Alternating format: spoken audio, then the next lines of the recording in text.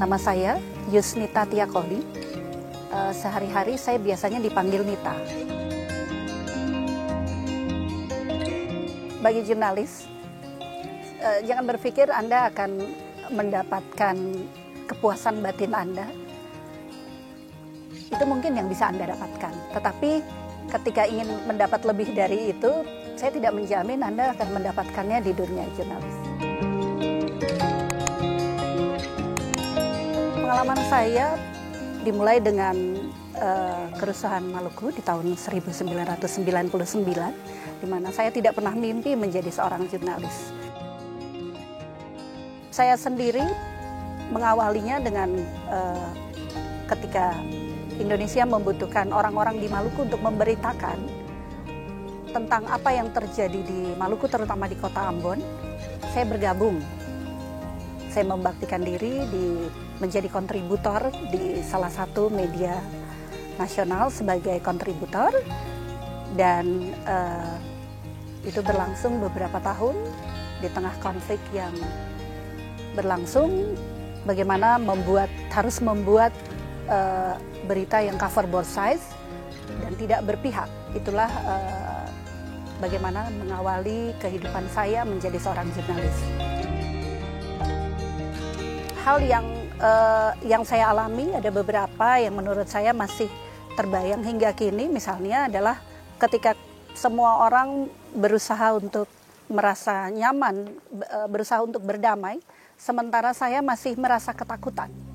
Padahal semua sudah tenang, mungkin mengalami trauma yang dibilang trauma karena kerusuhan itu sendiri. Jadi ketika orang sudah mulai bersama-sama untuk bergandeng tangan, saya malah mulai ketakutan untuk mulai masuk ke suatu wilayah. Itu pernah saya alami.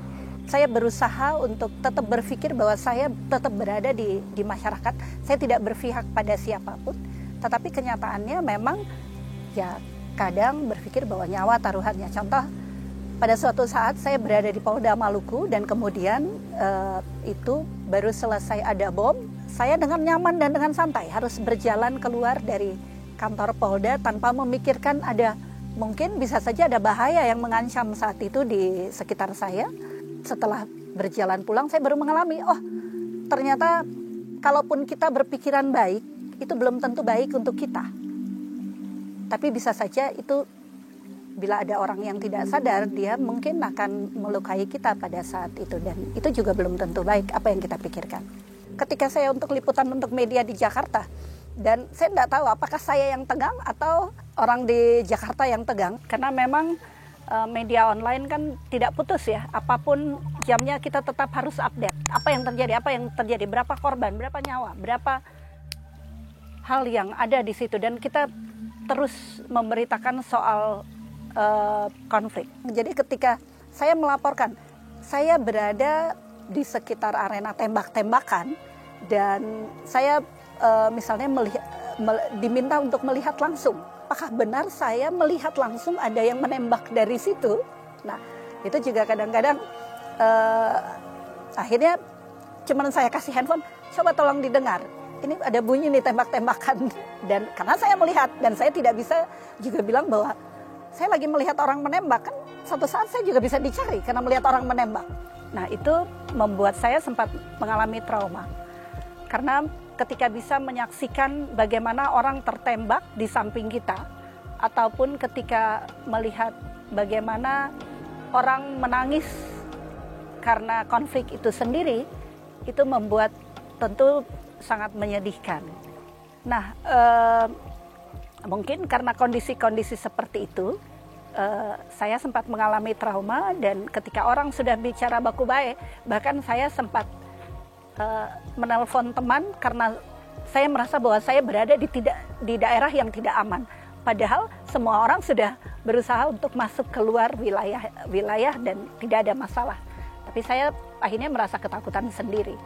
Nah itu karena memang mungkin hampir setiap hari saya melihat tangisan, hampir setiap hari saya melihat darah di rumah sakit maupun di tempat-tempat. Saya melihat, mendengar kisah-kisah yang memilukan di saat ada pembantaian dan lain-lain. Nah kemudian yang pernah alami juga adalah ketika kami tahu bahwa ada kapal yang akan masuk suatu saat dan kemudian tentu akan ada front di mana orang akan saling baku jaga. Yang ada adalah kami tidak bisa melakukan sesuatu selain liputan, tetapi ketika di mana ada orang yang sembunyi, kami berusaha untuk melarikan, dan itu sesuatu antara keberanian dan juga hal yang memang tidak mudah, karena satu sisi kami akan dianggap sebagai orang yang mengkhianati, dan satu sisi kami juga akan dianggap sebagai orang yang bisa menjadi pahlawan karena orang tersebut. Nah, hal-hal itu yang memang menjadi kisah yang memang sangat tidak mudah dilupakan, tetapi berusaha untuk dilupakan. Dan mungkin pada kesempatan inilah saya sendiri baru pernah menceritakan hal ini kepada teman-teman semua. Nah itu membuat kesedihan itu, dan andaikan boleh janganlah terjadi hal itu di daerah lain. Karena itu sangat menyakitkan tentunya.